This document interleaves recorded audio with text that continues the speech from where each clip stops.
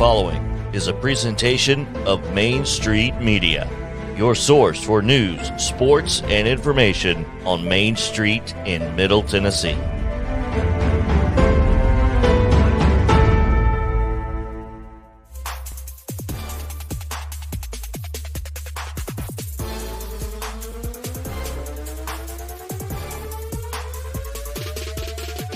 Welcome into Main Street Sports today, presented by Mid-Tennessee Bone and Joint. I'm Chris Yao, joined as always by Mo Patton, coming to you from our humble abodes today.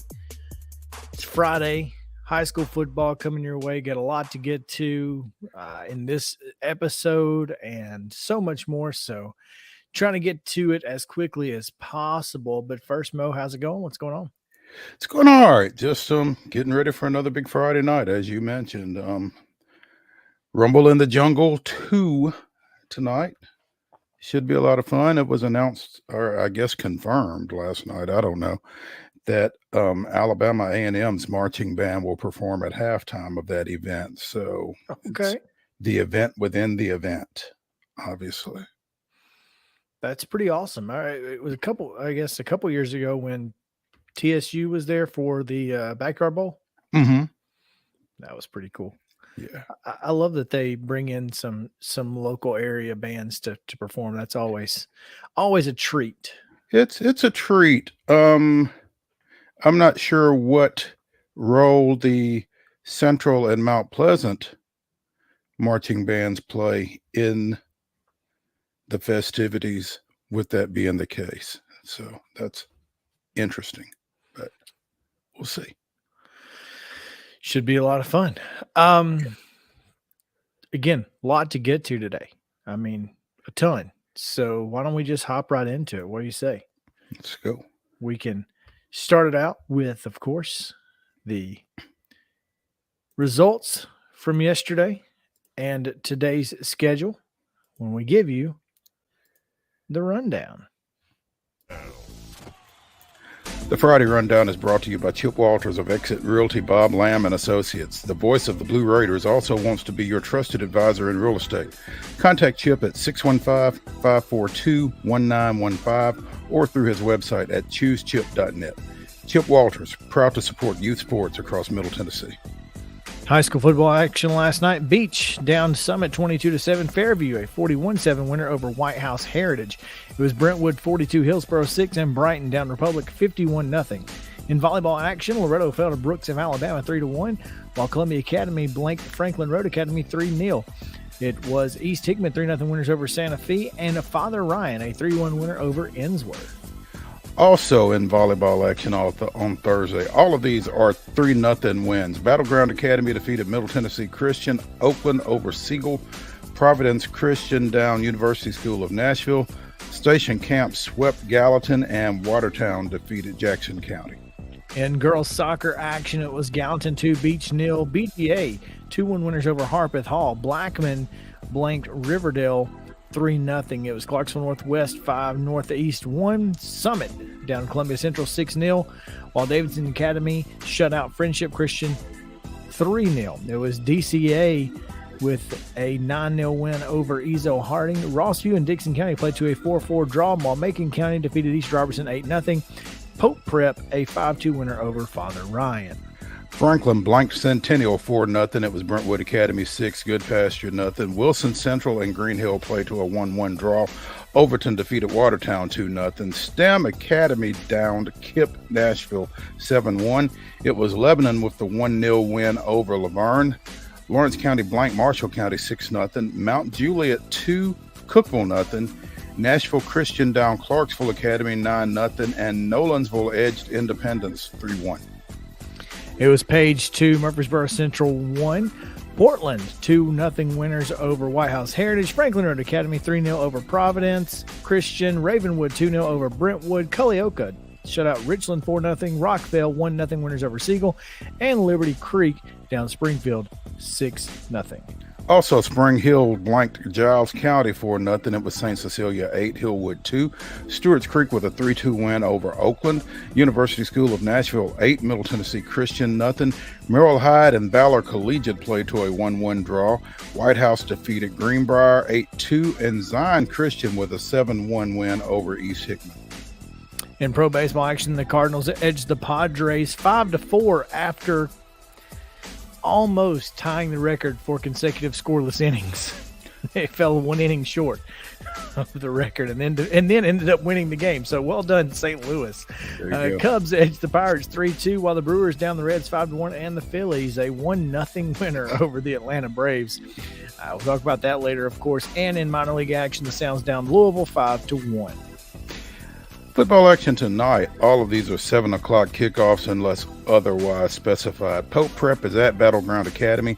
Antioch goes to Blackman. Columbia Academy heads to Chattanooga to face Boyd Buchanan. So that'll be a 6 o'clock start Central Time, 7 in Chattanooga. Montgomery Bell Academy is at Brentwood Academy at 7. Also, Clarksville High is at Clarksville Northeast. Overton goes to Clarksville Northwest. Spring Hill will play at Coffee County. Mount Pleasant is at Lindsey Nelson Stadium against Columbia Central in the Rumble in the Jungle 2. Eagleville travels to Cornersville, and Christ Presbyterian Academy will host Cane Ridge. DCA will be at home. Donaldson Christian hosting Silverdale Academy. It's Centennial going to Dixon County, while Ainsworth at home against St. Benedict. It's Richland heading west to First Assembly Christian, is that right? Mm-hmm. Yes, that's correct. FACS for short. Bowling Green, Kentucky's at Father Ryan. Fayette Academy plays host to Clarksville Academy. Franklin Road Academy is at home against St. George. And Cookville goes to Gallatin. Also, Page goes to the Brickyard, take on host Giles County.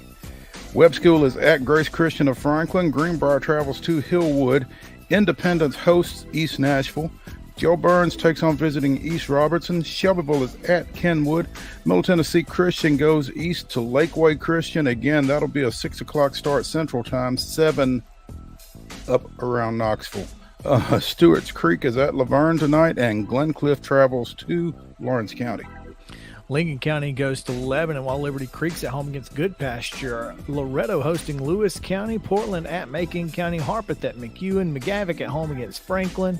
Creekwood goes to Montgomery Central. Davidson Academy is at Nashville Christian, and Rockville travels to Nolensville. Your defending Class 4A state champion Tullahoma goes on the road to Pearl Cone for a 7 o'clock game tonight. Hendersonville is at Ravenwood. Smyrna goes to Riverdale. Springfield hosts Rossview. Hunters Lane goes to Stratford. Summertown hosts Ezel Harding.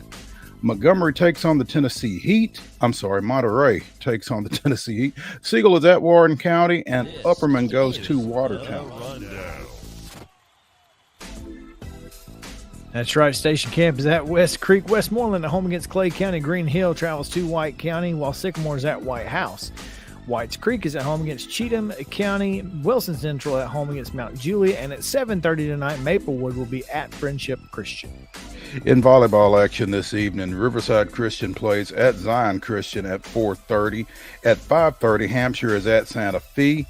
At 6 o'clock, Culleoka is at Columbia Central. That should be an interesting parking situation.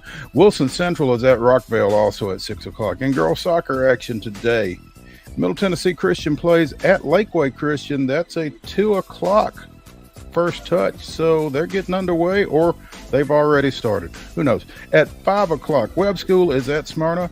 At 5 o'clock as well, Martin Luther King is at University School of Nashville. 7 o'clock first touch, Republic at Fairview. Lincoln County at Fairview. I don't think Fairview's that's at home. Right. One of those two. I don't think that's quite right.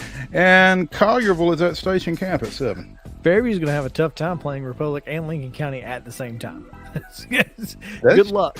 How many balls does that take? I don't know. That we might need to send somebody out there. Right there.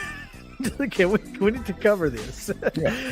In volleyball action on Saturday, Summit takes on Cleveland and Nolensville, so that looks like a tri-match. Summit, Cleveland, and Nolensville at Nolensville, starting at 6. In girls soccer action, Collierville is at Franklin at 11, and Henry County is at Rossview at 6. In pro baseball weekend series, Cubs at Pirates, Brewers at Reds, Mets at the A's, Braves at the Phillies, Cardinals at the Dodgers, and Nashville continues their series up in Louisville. College football action this weekend at 2:30 Saturday. Number 20 Florida takes on number 11 Tennessee at Neyland Stadium. 6:30. That game is on CBS. At 6:30 on the SEC network, Vanderbilt is at number 2 Alabama. At 2:30 on the ACC network, Middle Tennessee State plays at number 25 Miami. 3 o'clock on ESPN Plus, Eastern Kentucky is at Austin Peay. And at 1 o'clock in Lebanon, Georgetown of Kentucky travels to face the Cumberland Phoenix. NFL action at 12 noon on Sunday. The winless Raiders face the winless Titans. That game will be shown on Fox 17. And that is your rundown. Presented by Chip Walters, choosechip.net. Yeah, we assume that it will be on Fox 17. We also assumed the Braves would be on Fox 17 last night, and they weren't. So, here we are. Who knows? Anyway, top story today, Mo. I don't know. Have you seen this potential story that Arizona State might have been sharing some intel with their opposition ahead of football games in order to quicken the firing of Herm Edwards? So much for you play to win the game, huh? Well, he might have been playing to win the game. But the folks around him, perhaps not so much. Yeah, I saw something on that. I hadn't really had a chance to take a look at it, but it's just the inference, just the fact that may have been the case is pretty crazy. Well, and look, the story that I'm looking at, and I don't know where it originated, but the website that I'm seeing it on is golfdigest.com. So there you go. But, yeah, I mean, if Golf Digest is going into this, boy, it must be a heck of a story. But yeah, it's saying that staffers were the ones who were essentially leaking information to opponents in order to get Edwards fired faster. That's rough. I mean, when you're talking about the all-time backstabbings, Lincoln Riley, Bobby Petrino / Auburn situation, Brian Harson's Auburn situation, is this Jack Sells at UT, which you may or may not remember? Yeah, Philip Fulmer. Yeah, I mean, depending on who you ask, absolutely. All-time backstabbings. I mean, yeah. This one right here though has got to take at least top 1 or 2. It's pretty damning if it's the case, and maybe it worked. Whether or not you feel bad for a man making $3.6 million a year to delegate responsibility is up to you. So I guess they're saying that he delegated responsibility and did nothing to earn his $3.6 million. That's rough. It's rough. You talk about fit in these job situations sometimes, and I just never really felt like Herm Edwards. No knock on Herm. It's just that his entire career pretty much has been spent at the professional level, and I just wondered how that would work out, and as it turns out, not very well. But it just struck me as an odd pairing from the start, and everything that has taken place throughout it and in the aftermath kind of proves that.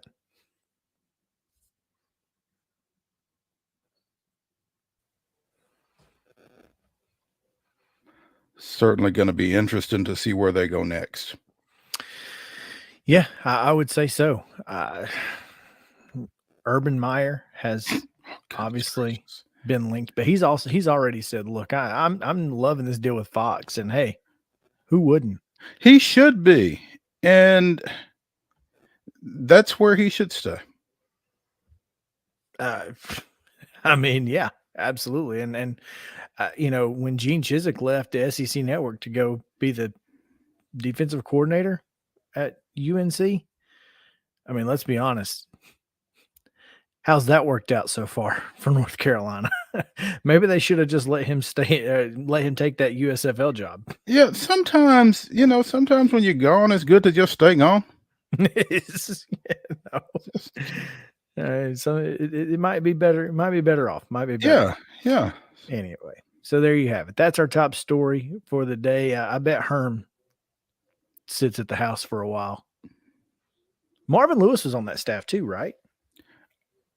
That I don't know. I think he was. I think Marvin Lewis was on that staff too. I don't think Marvin was the one leaking info though. No, I don't believe so.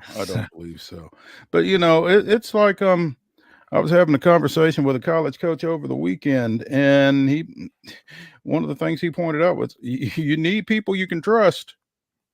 Clearly.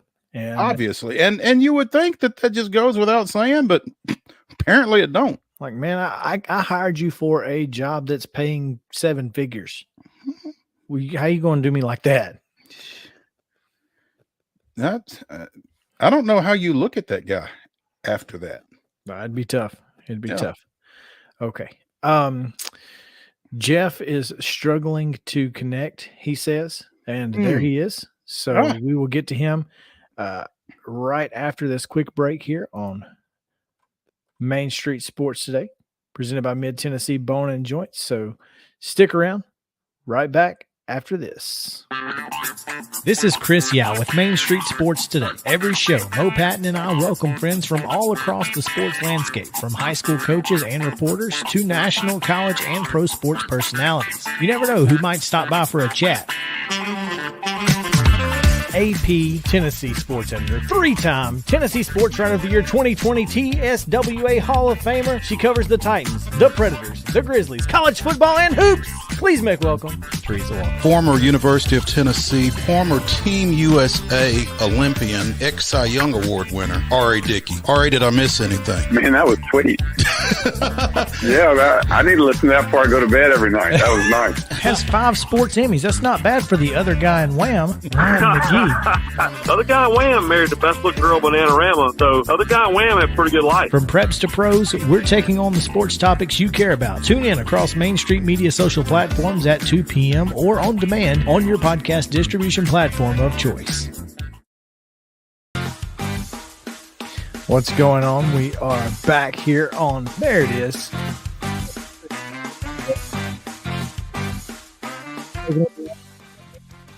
So maybe it's not I don't think it was Jeff's issue. I think it's just been an issue with the software today. So it is what it is. But looking forward to talking a little Nashville Sounds as they are up in Louisville, as we do each and every Friday, with the voice of the Nashville Sounds, Jeff Him, joining us now.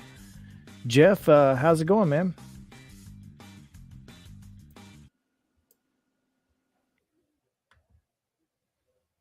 Can you hear us, Jeff? We cannot hear you. If you can.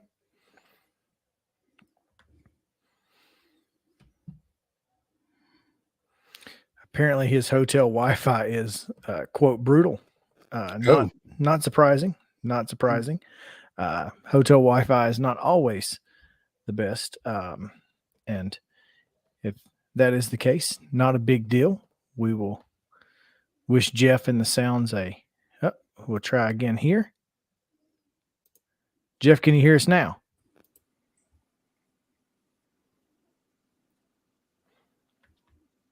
I'm really just curious if he can hear us at this point. But all right, well, we certainly cannot hear him, and that's unfortunate. It is because Yeah, because I was looking forward to what he had to say, particularly coming out of last night's game where, John Singleton, who we began the season talking about, looks like we're going to kind of wrap it up talking about him as well. Drew 2 walks last night, pushing his season total to 112, which is a Nashville Sounds franchise record. He broke it with his first walk of the day in the 5th inning, a record that had been held by Otis, my man, Nixon. wow. 110 walks in 1981. So Singleton broke a record that had stood for 41 years. 1981, 41 years. 112 walks in a season. I mean, that's what, a quarter to a third of your plate appearances? Probably, yeah. That's pretty impressive. He said that he tried Wi-Fi and cell connection. Neither of them were able to work, so we will push him off. But we do want to get him on, and we will get him on at least during the Redbirds series, where they'll try to wrap up the International League West. They may be able to do it this week. Their magic number is 1 going into tonight's game against Louisville. So any combination of Sounds wins, or I presume Columbus losses totaling 1, will wrap that division title up for them. So, well, we can talk to the division champion voice of the Nashville Sounds next week when they get back into town. How's that? Yeah. Singleton on the season, he has 448 at bats. So, whatever the math is on that. Yeah. 24 home runs, 86 RBIs. He's hitting 223, but that's interesting. A quarter of his hits have been for home runs. So that's relatively productive, I guess. OPS of 818. So it's really, really solid year for this guy. Coming off of 4 years out of affiliated baseball. This is his first year back since 2017 when he played for Corpus Christi in the AA Texas League. So big year for him, kind of got him back on the map, I think, and it'll be interesting to see where he goes. But again, set a franchise record with 112 walks now, and they've still got 6 more games, 6 regular season games to play? Regular season games to play, and they only got to win one of them. Yeah. So, well, I'm kind of thinking, how much higher can he push that walks total in 6 more games? I mean, because clearly folks aren't really chomping at the bit to pitch to him again with 24 home runs. So. I was going to say, I mean, 1 base or 4. That's the real question here. Matter of fact, speaking of minor league home runs, did you happen to see what happened last night in the Memphis Gwinnett game? I did not. Well, let me just show you, because it is phenomenal. Oh, goodness. Oh, yeah. All right, here we go. Maybe. I don't know how to play this. There we go. Oh, no. Can you see it? No. Hit one up on the berm, huh? Nope. No? Oh, faked out the cameraman. Okay, this is kind of jumping around. So No. Okay, so essentially what happened here is it faked out not only the cameraman, but the batter. He bat flips. Walks, oh no. is rounding third base on his home run trot when he realizes the ball had been caught. Oh, goodness gracious. Wasn't his apparently the wind was really bad last night. Goodness gracious. So that's unfortunate. it faked out everyone, including the cameraman, the hitter, everybody except Malloy, who was in left field and ended up about 2 feet short of the track catching that one. That's crazy. That's unfortunate for that guy, I'll tell you. But yeah. So anyway, that's all I got for minor league baseball. But I thought that was crazy, and I wanted to get that in there. I hate that it didn't show in the internet, how it is. But all right, well, before we get out of here, let's talk about the future SEC schedule. SEC football media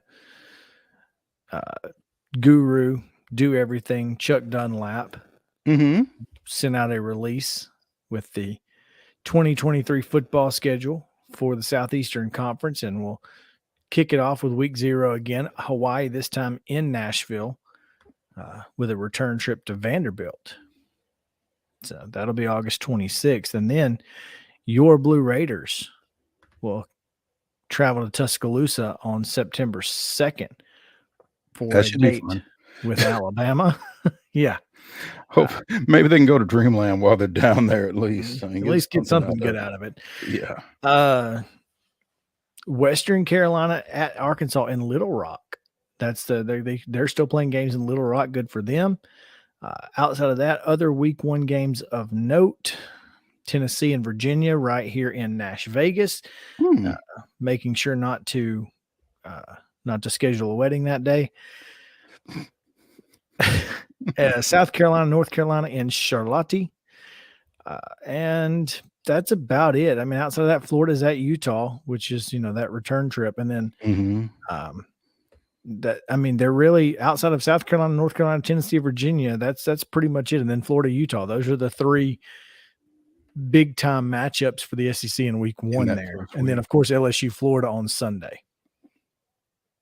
Florida State, I mean. LSU, Florida State on Sunday. That one will be in Orlando. Okay. Yeah. So, all right. They're just playing close by. Yeah. No Monday game? No Monday game in the SEC. You'll probably get a ACC game on Monday. Oh, yeah. Yeah. Okay. All right. And then the next week, Texas comes back to Alabama. Auburn goes to Cal. It's interesting. Middle Tennessee State is at Missouri.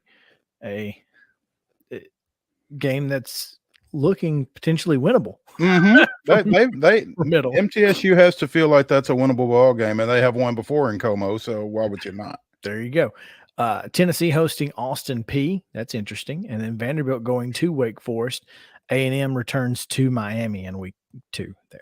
So then Tennessee, Florida, South Carolina, Georgia, Vanderbilt at UNLV. It's interesting. At UNLV? At UNLV. Ooh. And then BYU at Arkansas. Huh. These are interesting. I mean, UTSA at Tennessee. That's kind of a scary game if you were the Vols, especially with the way that both of those teams like to play fast. Yeah. After that, it's pretty much all SEC games from there. Texas A&M will come to Tennessee, which should be interesting considering the couple of recruits that A&M have out there, including one Walter Nolan coming back to Knoxville. LSU hosting Army next year. Ooh.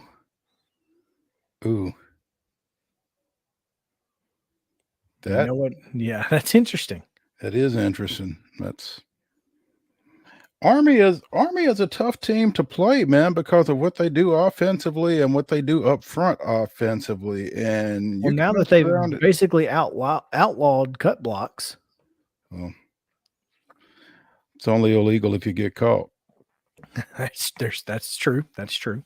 So November 4th, we will crown the real Gamecock, Jacksonville State at South Carolina. And then for the real Gamecock, please stand up. Exactly. Stand up. And UConn will be at Tennessee that week. Oh, brutal. Yeah. And then it's, of course, November 18th is Cupcake Week, where everybody except Tennessee gets to play a cupcake. and that's the week they get Georgia. That's not a cupcake. No. Alabama's got Chattanooga, FIU's at Arkansas, New Mexico State's at Auburn, Georgia State's at LSU, Monroe's at Ole Miss, Southern Miss is at Mississippi State, Florida is at Missouri, Kentucky's at South Carolina, Abilene Christian at A&M, and then the Egg Bowl, which of course is around Thanksgiving night, is the next week, and then everything else is on Saturday. So the only non-Saturday Thanksgiving weekend game is the Egg Bowl. So no Friday night game. Well, the Egg Bowl makes up for all of it. All eyes will be on the Egg Bowl. That's all I need for 3 days. There you Just go. give me the Egg Bowl. Never a dull moment. Never a dull moment. And that's one of the best things about the Egg Bowl is it doesn't matter how good the teams are. It doesn't matter. Nothing matters because it's going to be entertaining because something crazy is going to happen. It's going to be high drama. Like you said, whether both teams are 10-2, 2-10, or somewhere in between. So you'll be watching. Unless you're at a high school football playoff game. Well, they don't play those on Thursday night, though. Oh, I thought you said Friday night. My bad. No, there's no Friday night game. That's what's interesting. Oh, so the Egg Bowl is on Thanksgiving night. Yeah. Oh, so get yourself full of bird and then take a nap, and watch the Egg wake Bowl. up, and watch the Egg Bowl. Okay, there we go. That seems like a good plan to me. I'm for it. Oh goodness.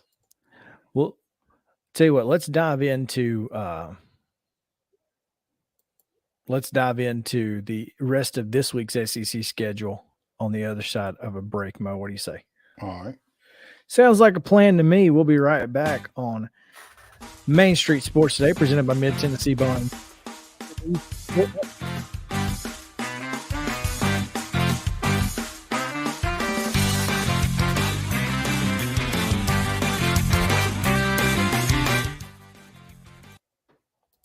Mid-Tennessee Bone and Joint treats your orthopedic injuries and existing conditions. Our trained physicians will get you back in the game faster.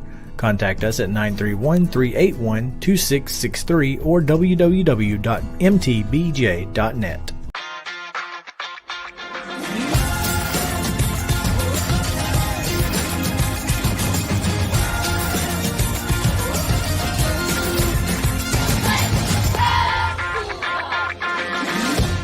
Hey folks, while we take a quick break from the show, I want to tell you about our friends over at Custom Stone Handlers in downtown Columbia.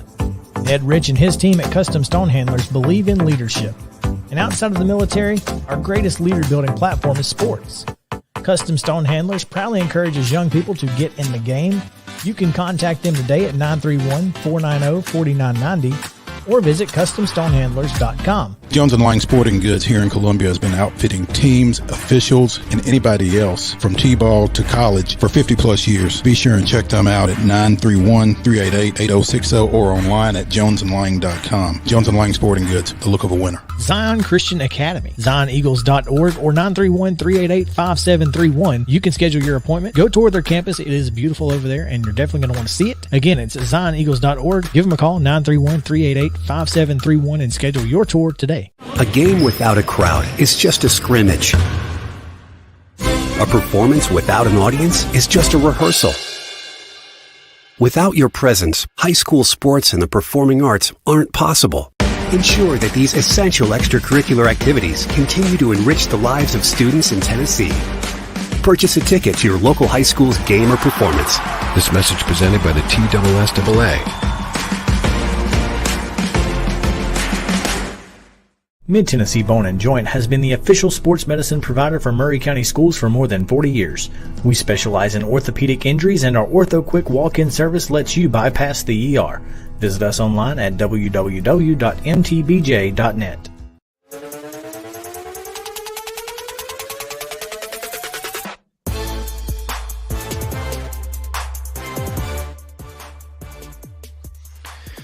We're back here on Main Street Sports Today, presented by Mid-Tennessee Bone and Joint. It is a wonderful day out there, Mo. I mean, the weather could not be more perfect for a night of high school football. Yeah, I'm hoping it continues that way. Doesn't get too cool, but yeah, it's going to be a good night to get out to see some high school football tonight, and I think there's a pretty good schedule out there to get out and see. So, if you are inclined, this would be a good night to do it. No doubt. Let's look at the SEC football schedule. We have 2 games in our pick'em. Florida, Tennessee, and Vanderbilt, Alabama are both in the pick'em this week. So we'll start with the 11 a.m. kick, Missouri at Auburn. Auburn is a 7-point favorite with the over under 51.5. I would take the under heavy on this, right? The over under is what, 51.5? Yeah. I don't think either team can score 3 touchdowns.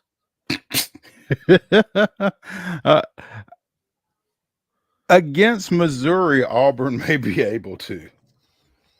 Auburn at -7 feels like a lock. Oh, yeah. Yeah. Even with TJ Finley out. Mm-hmm. Yeah. So, but again, I mean, it's been another week at Auburn just because that's what they do. Another Auburn week. Yeah. Yeah. So, yeah, the more I think about it, the more right you are. I mean, even 26-21 is under. So yeah, that's probably a good call. Isn't that crazy? Mm-hmm. It really is. Georgia hosting Kent State, 45-point favorite with an over-under of 62. So they think that Georgia's going to win 45-17? You think Georgia's going to give up 17? I mean, if the over-under is 62, Georgia's got to carry a lot of that. Yeah, no, they'd have to. I guess it'd be 52-10 or something. Yeah, I was going to say that. it'd be 52-10. That's probably more accurate, or even 59-3, which is probably even more accurate. You could see that. You could see that. Kent's not very good. You know, Stetson Bennett, man, 952 yards on the year. Stetson for Heisman. He's going to be in New York, right? I mean, as the quarterback of the best team in the country, it's kind of an automatic, at least, invitation. Well, theoretically, I'd love to see it. I'd love to see it. I mean, after all the hate, this guy's path. I mean, JUCO, Georgia had to sit behind JT Daniels and all those other guys, and all of a sudden he wins a national championship. And I'd love to see him in New York. I think that would be fantastic. It really would be. It would, especially with the conversations that we had all off season. Well, what's Stetson going to do? He can't. Is he coming back? Yeah. So yeah, can't come back. He can't win the job again. And if he does, he can't. He's not going to be as good. He looks better than he did last year. Now, Brock Bowers has a lot to do with that, and the receivers he's got. But I'm not going to take anything away from him, though. Somebody's got to get him the ball. But 65 of 88 is insane. Stetson Bennett is going to be in somebody's NFL training camp next year. Absolutely. I mean, even if he is 5'11", which is the biggest knock on him anyway. His biggest knock is his height. It's not been a problem. He plays in an NFL style offense. He plays behind an NFL caliber offensive line. And he's productive, man. You can't tell me that guy can't play on Sundays. You can't do it.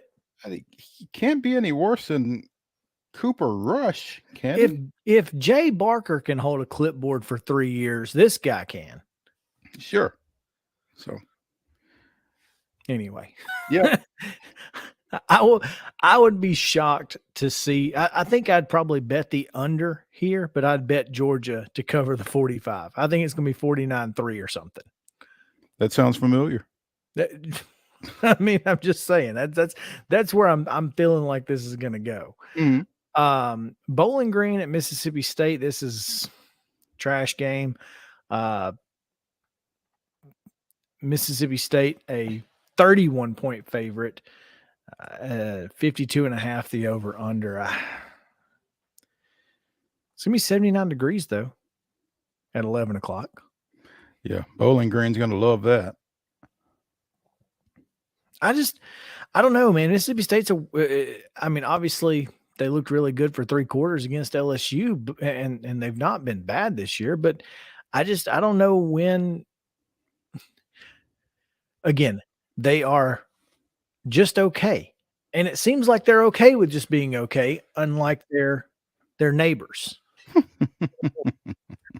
So maybe they're cool with it, and just beating Bowling Green by 35 points is a good day. I don't think it's a bad day. Well, I mean, there was a time when Mississippi State was that team that was getting beat by 35. Sure, absolutely. Yeah. You can take what you can get. Ole Miss hosting Tulsa, 21-point favorite with an over-under of 65.5. I think Tulsa's going to score some points. I would take the under, but I would take Ole Miss to cover. That's just me. Again, 65.5 sounds like a lot of points. 65.5 is a ton of points. Now, can Ole Miss put them up? 33-32, you're at the under because the hook got you. But it's not going to be 33-32. It's not going to be that close, so I don't know. Well, Davis Brin, who I don't know if you've noticed, but is putting up just gaudy stats. 1,200 yards, 11 touchdowns to just 1 interception on the year. Now, granted, they've played. Yeah. They've played Jacksonville State, Northern Illinois, and Wyoming, to whom they lost. But this dude's putting up numbers. Northern Illinois, who lost at home to Vanderbilt, by the way. So, but how much do we trust Ole Miss defense? I mean, they made Troy look pedestrian, who almost beat App State, who did beat Texas A&M. You see what I'm saying here? I mean, I think Ole Miss can win by 21. I don't think that's a problem, but I just don't know that. I don't know that 65.5 is there either. I don't. And speaking of Northern Illinois, they're 26.5-point dogs to Kentucky, but that's in our pick'em later, so we'll talk about that when we get there. Mm-hmm. Biggest game I think of the weekend in the SEC, outside of course, Florida, Tennessee, is Arkansas A&M in Arlington at Jerry World. This is a big game for Texas A&M. It's a big game for Texas A&M. It's a pretty big game for Arkansas, I think, because I think both these teams kind of have something to prove. Obviously, Texas A&M is going to have something to prove the rest of the year after losing at home to App State. But I think Arkansas probably – there are those who feel like they should have handled Missouri State a lot better than they did. And I just think that Arkansas is really going to come out with something to prove in that ball game tomorrow. Arkansas is dead last in pass defense in the country. 130. Well, didn't they lose the safety, Catalan? Is he hurt? Is he out? I'm not sure if he's out this week, but they did lose him earlier. I thought he was out for the year. I'm not entirely sure. But the question is, can Max Johnson take advantage of that? That is a good question. I mean, your defensive backfield can cure a lot of ills against a guy like Max Johnson, who, don't get me wrong, has great ability at times. I mean, he shows flashes of just brilliance in the pocket, but he's just not consistent enough. Now, obviously, when you've got Anais Smith to throw it to, it makes it a little bit easier, but I don't know that Texas A&M should be the favorite in this game, and they are. Really? 2 points. That's pretty much a pick 'em, though, isn't it? Literally. I mean, yeah, you're not going to – I mean, if you're betting on Arkansas to cover 2 points, you're just going to bet the money line. Right. But yeah, Jalen Catalon is out for the year with a shoulder injury, and he was preseason All-American. So you take that out of your secondary, and less than a month into the season, you're still going to feel it a little bit. So maybe I would imagine they are still trying to figure things out back there. But dead last? I mean, I could see maybe 85th. And there's a lot of bad teams out there, Mo. I mean, I don't know. Maybe they've seen a lot of pass-happy folks. I mean, well, they have. I mean, Spencer Rattler and Cincinnati both like to throw the ball a lot, and we know what Bobby Petrino likes to do. So yeah, they've seen a lot of the teams that they have played have been very pass-happy teams. Now, I'll give you that, absolutely. And I don't think you're going to see as much of that in the next two games against Alabama and Texas A&M. But I mean, but you might because I mean, if they can't stop you. Yeah, I mean, if Jimbo and Saban see that and say, wait a minute, these guys are dead last against the, maybe we should throw it a little bit more. We'll try, and Arkansas is going to try to shorten the game. They're going to, they're going to take KJ Jefferson. They're going to run him. They're going to run Raheem Sanders, who's running for nearly 7 yards a carry. I mean, you're going to see Arkansas try to shorten the football game. Mm-hmm. If they're able to do that, I think Arkansas should win this game. But man, is Jimbo Fisher on the hot seat if they go to 2-2 and lose to Arkansas? I don't think they're anymore on. I don't think he's anymore on the hot seat with a loss to Arkansas. I just think that a loss continues to keep the App State loss conversation going, if that makes sense. If you're an SEC fan and you want to see the SEC win another national championship, you kind of want Texas A&M to just go ahead and be out, right? Mm-hmm. Because you can't, if they were to somehow sweep the SEC West and then you've got a loss to App State on your resume, right? That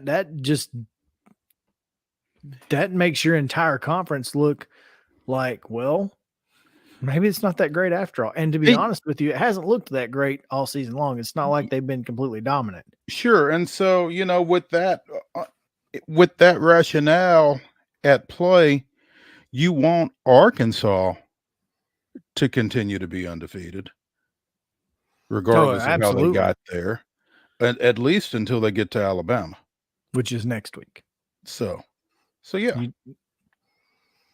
And here's the thing: Arkansas can't look ahead. That's a positive. I mean, and Sam Pittman, look, that dude's he knows what he's doing. He really does, man. I think he does a great job.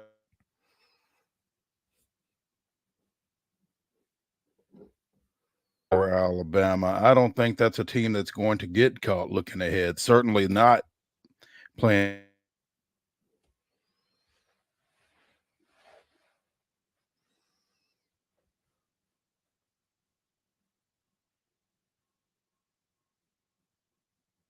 For it since he's been there. So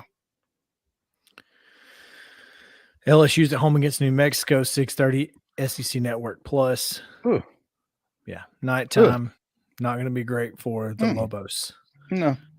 And then also at 6:30 on ESPNU. Not been a great start for Charlotte and the 49ers. We've talked about this, Chris. When you're the hot coach,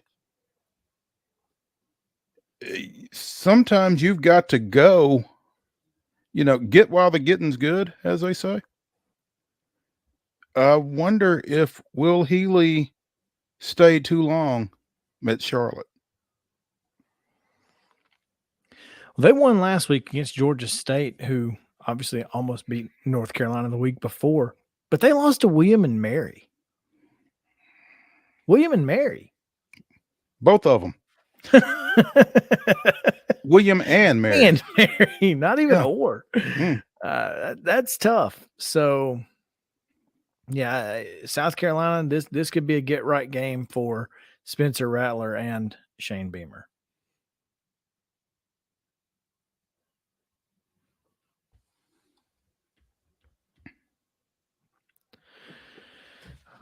Whoop. I'm so tired of ESPN's website. So tired of it. Just randomly playing videos. Oh, all right. nice. Well, let's take a quick break, Mo, and when we come back, we'll talk about the Braves. So, y'all stick around here. Main Street Sports Today, presented by Mid Tennessee Bone and Joint. We'll be right back. Talking a little Braves after this.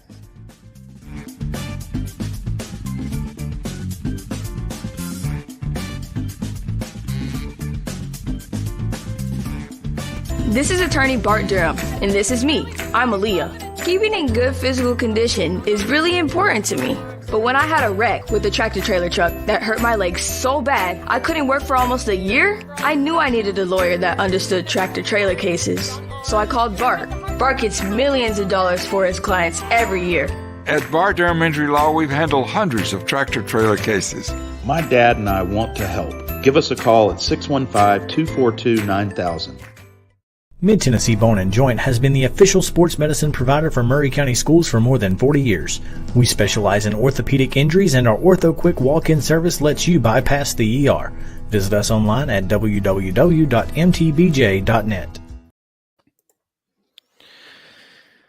And welcome back in to Main Street Sports Today, presented by Mid Tennessee Bone and Joint. I spent almost all of last night just angry. And then I just got angrier because the Atlanta Braves apparently could not hit a baseball. Couldn't figure it out. But because the Atlanta Braves could not hit a baseball, your initial anger should have kind of dissipated because it did. Because we were not subjected with watching the Atlanta Braves not be able to hit the baseball.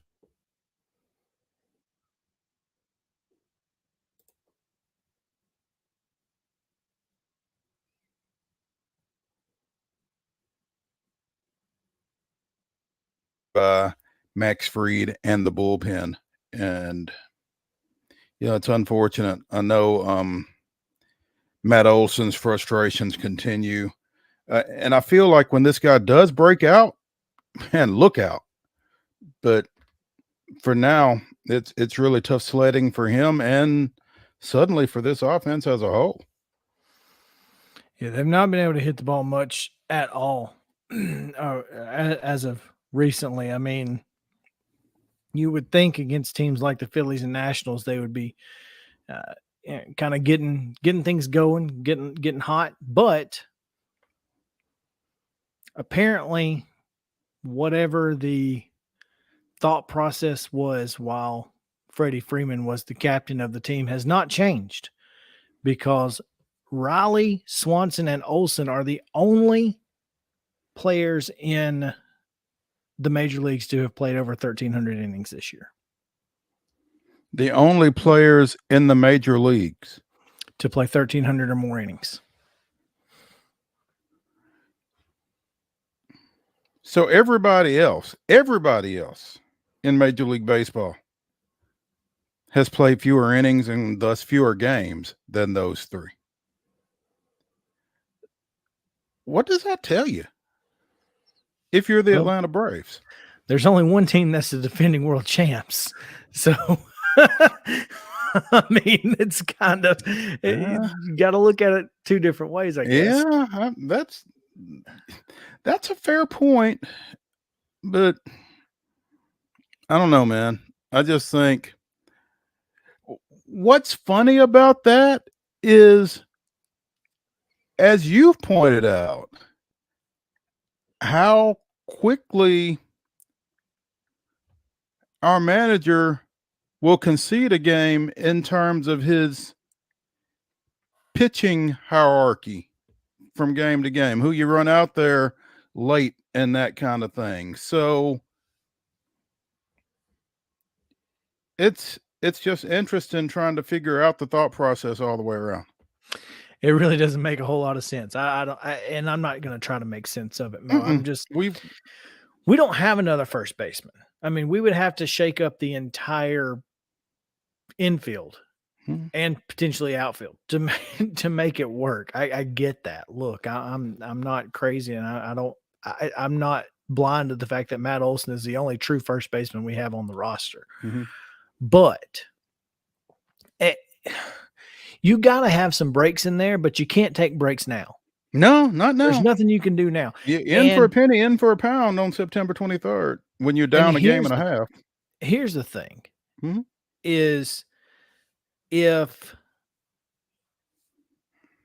you get through the season and you're fine, you don't get used to a day off every 8 or 10 days.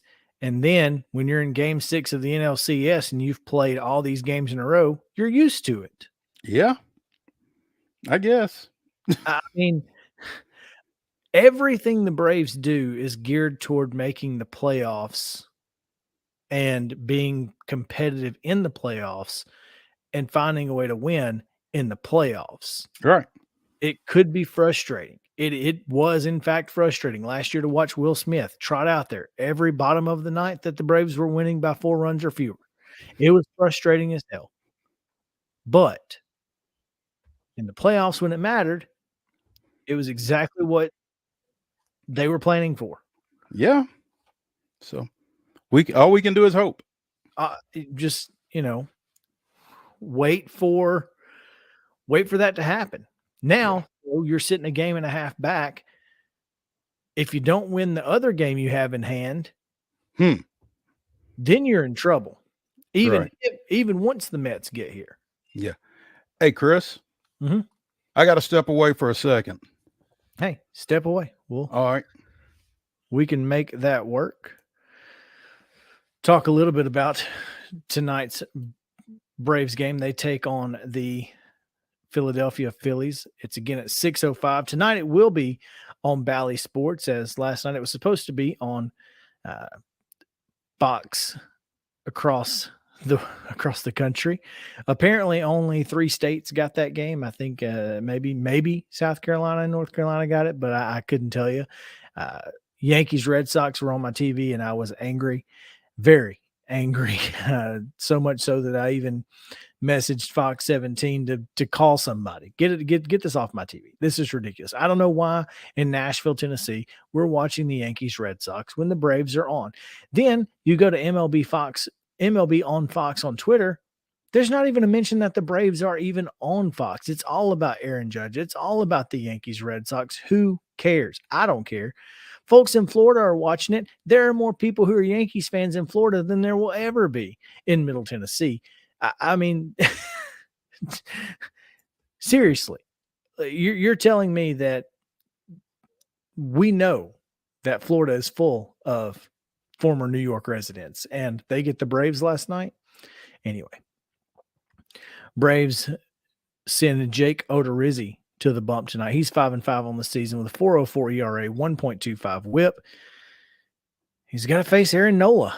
Aaron Nola, who's got a 3.38 ERA, 0.98 WHIP, struck out 210 on the season and issued just 26 walks in 186 innings pitched. Last time the Braves faced Aaron Nola, had a pretty good night. So you hope that can continue, but this is a game that typically, as a Braves fan, you would just concede and say, look, it's Odorizzi and Nola. How do you win this game? Well, right now, the Braves are not predicted to win it. So Austin Riley continues to lead the team in home runs, as well as RBIs and batting average. So the Braves Triple Crown guy right there, 37 homers, 280 and 92 RBIs on the year. But yeah, like you said, Mo, last week, or last time they played against Nola, it's just a game that you would normally just concede.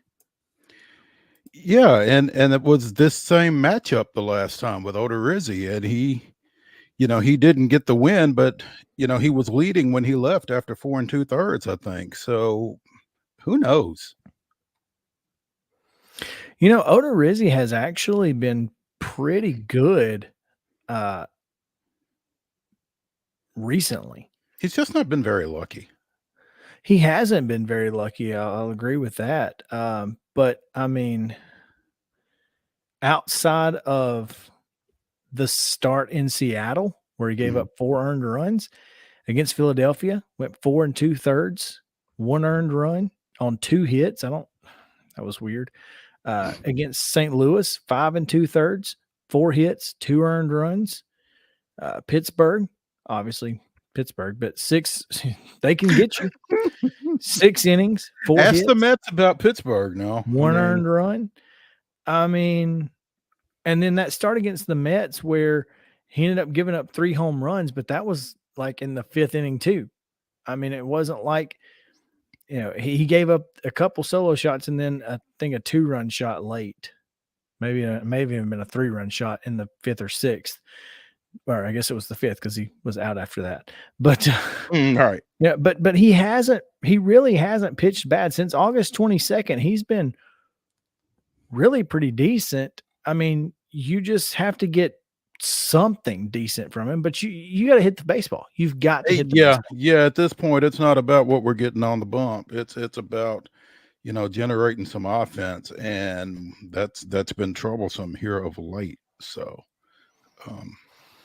no lineup yet that I've seen. No lineup yet that I've seen. Yeah.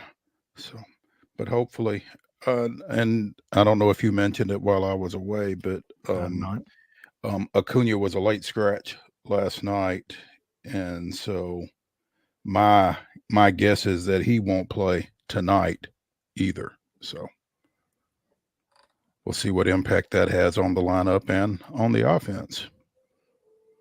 Well, if they move Michael Harris to the top of the lineup, I think we'll be okay. He had 3 hits last night? I hadn't even looked. Yeah, it wouldn't surprise me. I think the Braves had 6 hits in the game. Mm-hmm. They did, and he had 3 of them. I mean, this is a guy that can hit leadoff for you, and I don't really know why he's not hitting leadoff for you. If you're not obviously hitting Ronald Acuna Jr. there, but I mean, Braves had 6 hits, and no, Riley had 3. Okay. Yeah. MH2 went 0 for 4, left 5 on base. Well, so that's what it was. Okay. Yeah. He did. He was over 2 with runners in scoring position and did leave.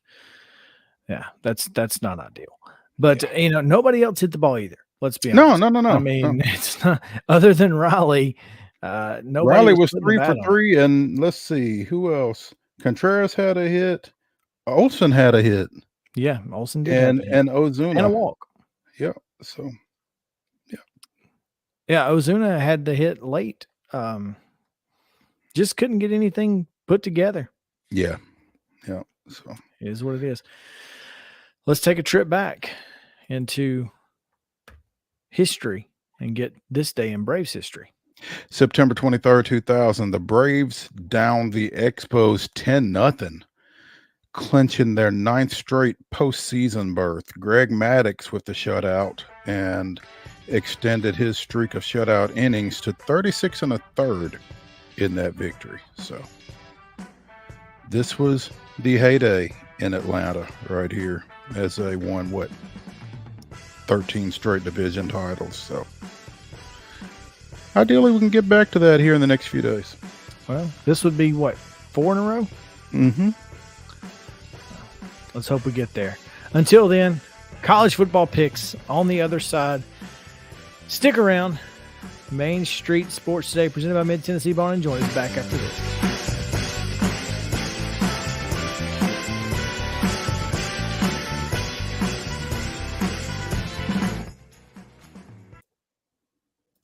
Mid-Tennessee Bone & Joint treats your orthopedic injuries and existing conditions. Our trained physicians will get you back in the game faster.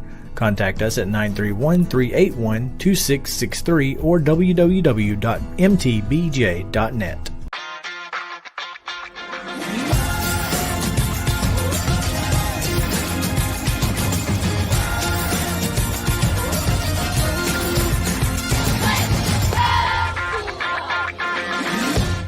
Hey folks, while we take a quick break from the show, I want to tell you about our friends over at Custom Stone Handlers in downtown Columbia. Ed Rich and his team at Custom Stone Handlers believe in leadership. And outside of the military, our greatest leader building platform is sports. Custom Stone Handlers proudly encourages young people to get in the game.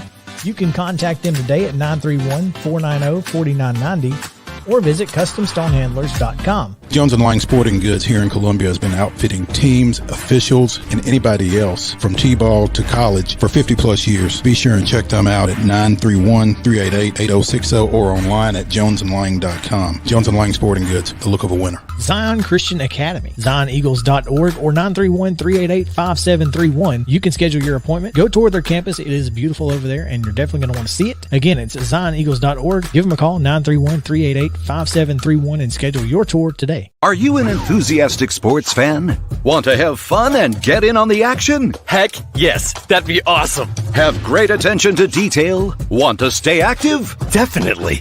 Want to give back to the student athletes in your community? Obviously, yes. Then you'd make an excellent high school sports official.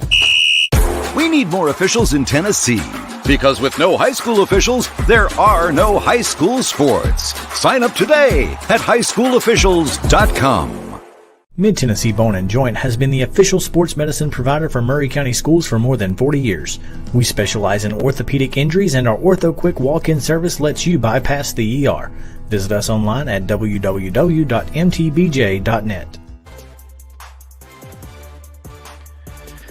Welcome back in. Main Street Sports today, presented by Mid-Tennessee Bone & Joint.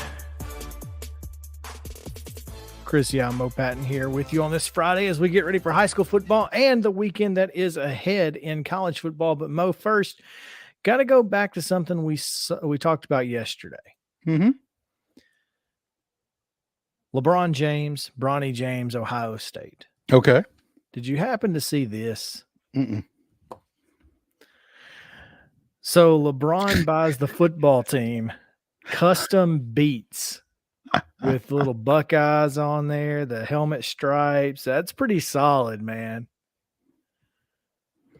That is solid. That's pretty cool. That's the purchase of a guy who could afford to pay for his son to go to school. Right. You know? So that's interesting. But yeah. That's who do they have this weekend? Who knows? Some cupcake, but probably. But no, they don't. They're in our pick'em. They are in our pick'em. Yeah, it's okay. Wisconsin. Oh, so unranked Wisconsin, right? Yeah, how about that? But yeah, okay. Yeah. So anyway, let's let's get into it here with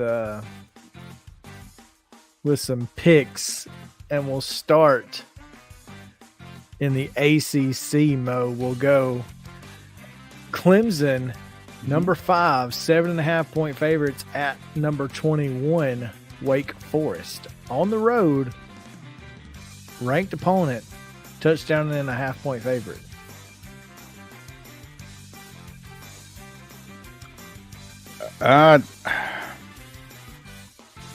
Sam Hartman's still working back for Wake Forest. Mm-hmm. I just think Clemson's got too much on both sides of the ball for Wake Forest to dent that 7.5. I like Clemson to cover. I'm going to take the Deacons in this one, Demon Deacons. I think, I'm still not sold, obviously, on Clemson's offense. Mm-hmm. And I think Wake Forest is going to put up some points. I think this is going to be probably a field goal game either way. So I'm going to take Wake Forest in this one at home. Mm-hmm. All right. Well, home dog action. Indiana at Cincinnati, 2:30 on ESPN2. Cincinnati 14.5 points at home against the Hoosiers. Indiana had to go overtime to beat Western Kentucky last weekend. I don't. That is think, true. I don't think they cover here, especially at Cincinnati. I like the Bearcats here. Yeah, Cincinnati, since that first loss, has not looked great. That being said, again, they are at home. I don't know.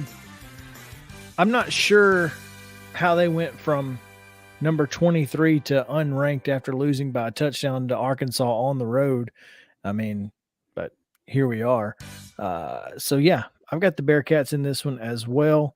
I think they'll probably I think they win maybe 3 touchdowns.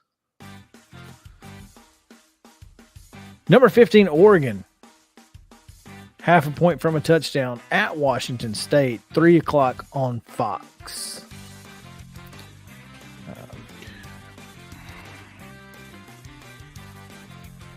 I'm just not. Washington State doesn't do anything for me, and I think Oregon, as we've seen of late, is better than they looked against Georgia. I like Oregon by at least a touchdown in this ball game, so I think they cover. I'm with you. I think Oregon's got this one. I think Washington State surprised me last week. Give them that. They definitely surprised me, but I don't think that you're going to see that again this week. So I've got the Ducks as well. Quack.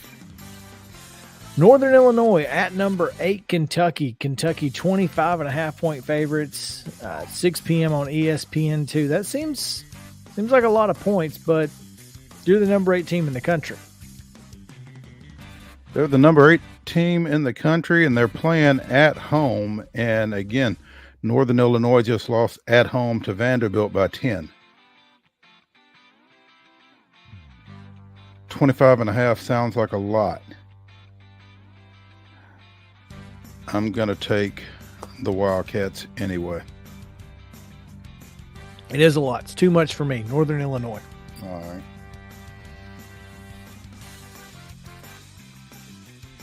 Don't ask why. No, 25.5. That's a big enough reason, I think. Wisconsin, unranked, number 3, Ohio State. 18.5 points, 6:30 on ABC. I'm taking the Buckeyes. Thought you might do that. That's basically that's 3 touchdowns. I think that's probably about right. I think 17 is right, so I'm going with the Buckeyes. I'm going with the Badgers on the road.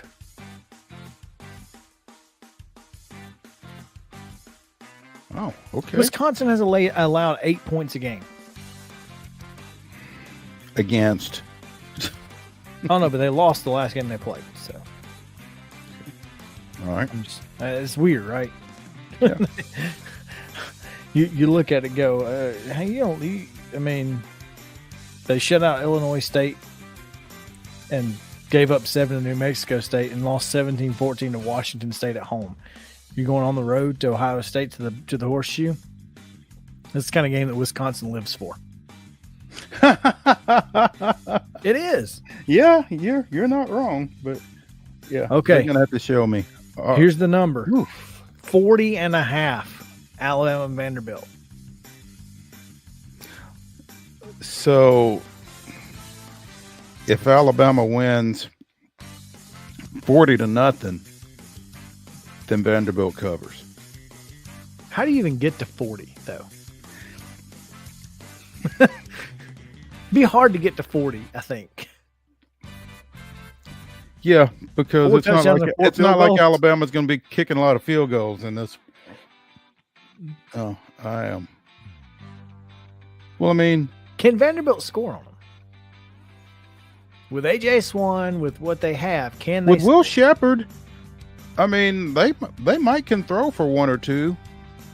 Somebody slips in the secondary. You know, I mean, and Swan season has time to see him. Yeah. I'm taking Alabama to cover this.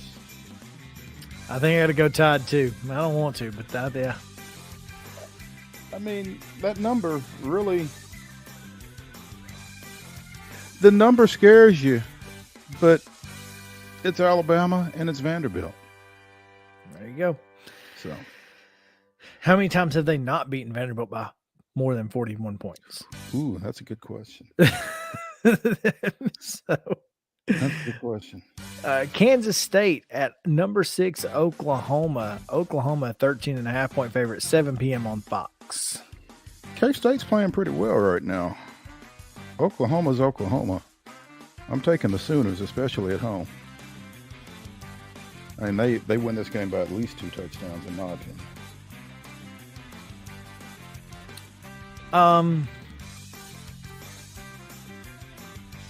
Man, I don't know. They have looked really good.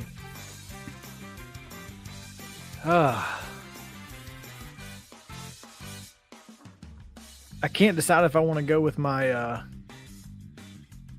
gut or with the picks that are 20-9. My gut hadn't been great, but this team just lost to Tulane and scored just 10 points doing it. Mm-hmm. So I got to go with the Sooners. I don't think that's a bad pick.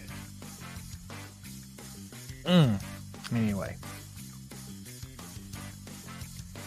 All right, number 7, Southern Cal at Oregon State. Got to go on the road.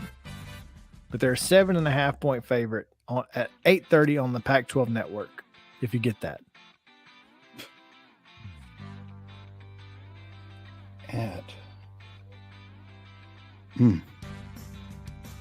Corvallis, not an easy place to play. No, and Pac-12 after dark and all of that other stuff. I mean, as you were saying about Wisconsin, I think this is the type game where Oregon State jumps up and does something unexpected. I'm going to take the Beavers to cover. I'm going to take USC to win, probably by a field goal.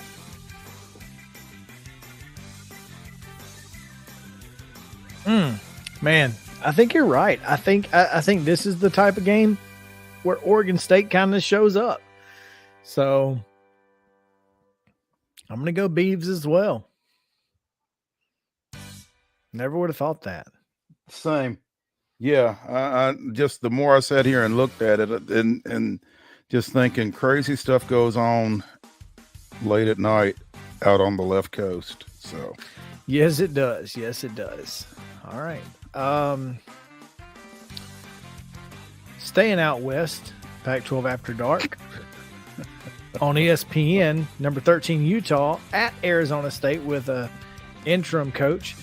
15.5-point favorites are the Utes. I'm sorry, what did you just say? You said Utes. Utes? What is a Ute? I'm taking Utah here. I just think Arizona State's got a lot going on and off the field, obviously, and Utah is pretty good. I'm going with the Utes. These Utes. We tried last week with Nebraska, thinking, "Oh yeah, they're gonna rally." They did not. Arizona State ain't gonna rally neither. No, I got Utah as well. All right, Mo, we got plenty of time to discuss this one. Oh God. 2:30. CBS, Brad Nessler, Gary Danielson on the call, whether you like it or not. Number 20, Florida. At number 11, Tennessee. Tennessee has not beaten the Gators since 2016. It's their only win since 2002, I think. It's been a long time. 16 of the last 17, I think, is the number I heard. There you go. Which is unbelievable. It is a little insane to think about. There's no question there.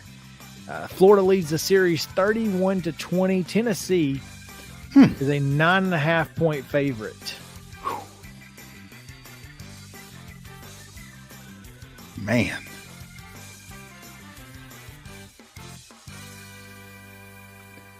History tells me Tennessee will not cover. Clearly, Tennessee can win without covering.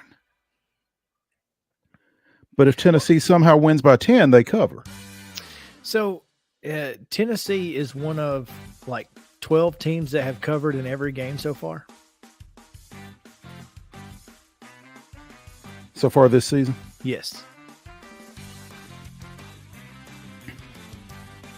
So Tennessee has covered against Ball State, Pitt, and Akron. And listen, covering Pitt being the key, I guess. Well, but covering against those other teams is kind of hard to do when the number's 40 or as big as they were. Yeah, you know what I mean. Look, this team is this game is massive for Tennessee. Two reasons. One, you need to kind of feel like you've broken that curse. Absolutely. But and I think the storylines that a lot of college football people have written this year is that if Tennessee does not beat Florida this year, when will they? And listen, I've been a part of programs and teams that feel like their bitter rival has made a deal with the devil. And look, it last year is a prime example. Now, I know if Tennessee had played Florida in week 11 instead of week 3, that's a different outcome. Yes. Don't get me wrong.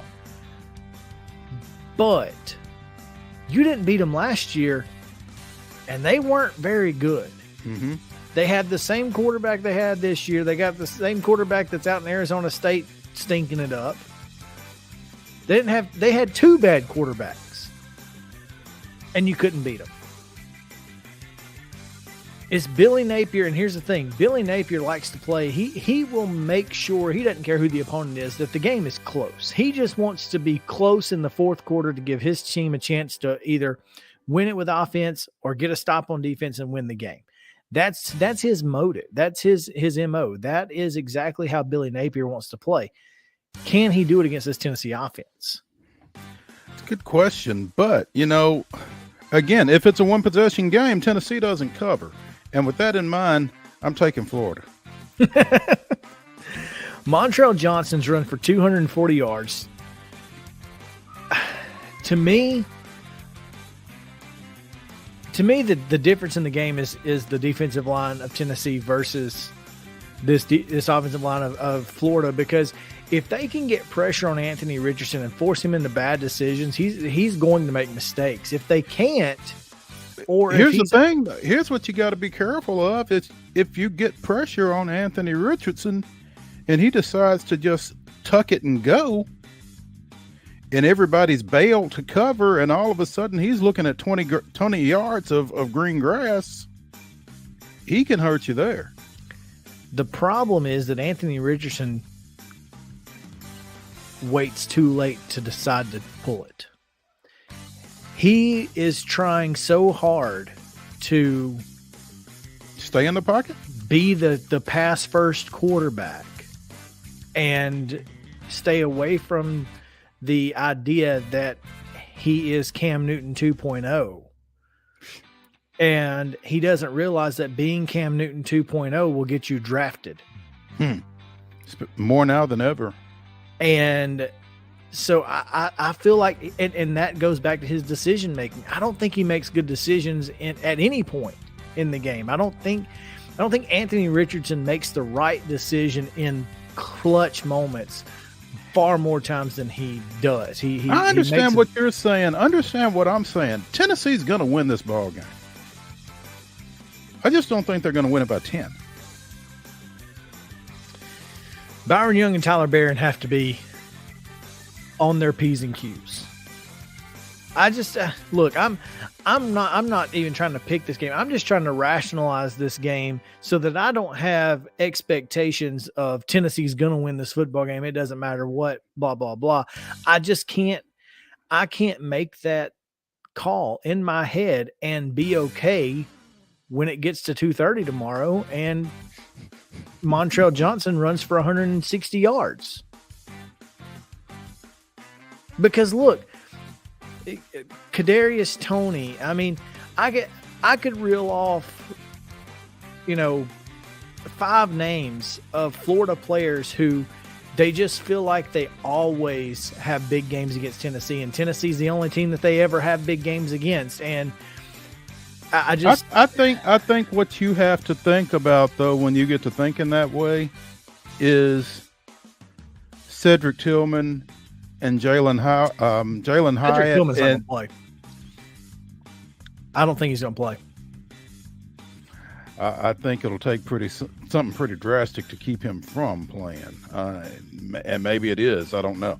I just think Tennessee has got too much offensive firepower, even if Tennessee's defense has some breakdowns. So, again, I think Tennessee wins the ball game. I don't know that they necessarily cover. If Tennessee wins the game, they will cover. So I'm going Vols. Okay. So if they win it all, they'll win by 10 plus. I don't think they can win it close against Florida. I think if the game is close, they will not win because they'll look. You've got a lot of players on this team. Here we go again. It's Florida. What did they do to make it to be able to keep playing us like this? We can't beat this team no matter what we do, no matter how good we are. We just can't beat Florida.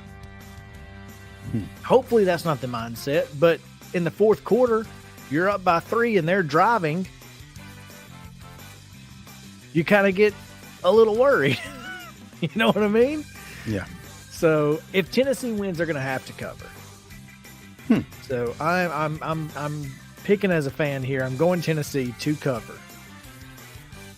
Okay. Certainly going to bear watching. Just for the record, Bowling Green coach Scott Loeffler will not travel for the Mississippi State game. He will not be in Starkville with his team on Saturday. Is that illness or otherwise? Personal health matter. Oh, wow. Hate to hear that. Yeah. You don't love to hear it especially after that big win over Marshall last week. Mm-hmm. It's not what you want to hear. So, okay. But just happened to see a headline that scrolling through Twitter as you want to do. Yeah, just scrolling through. So anyway, welcome back, Pekka Rinne, as a coach for the Nashville Predators. Always good to have him here in Nashville. So Coach Pekka. Coach Pex. Oh. So, all right. Let's get out of here, Mo. It's been a fantastic week. Thank you to all of our fine guests. Thanks to Jeff Him for trying, efforting as he has done so often. We'll get him back on before the end of the year, no question there, because they'll be making a trip to Las Vegas most likely here soon. So look forward to that. Follow us on Twitter, as you see there on the screen, at @MS_sports today. Watch us on YouTube, subscribe there, Facebook, Twitter, Twitch, or on your Roku, Apple, or Fire TV devices. You can download Main Street Media TV. Just search Main Street Media TV, all spaced out like 3. They're 4 different words. Don't put it all together. But if you do that, you can watch us on your big screen like some folks do outside on their patios, and we appreciate those folks for sure. Like some folks do down in Alabama, huh? Yeah. My dad's always watching. So there you go. That's going to do it for this episode of Main Street Sports Today. I'm Chris Yao, and Mo. Ladies and gentlemen,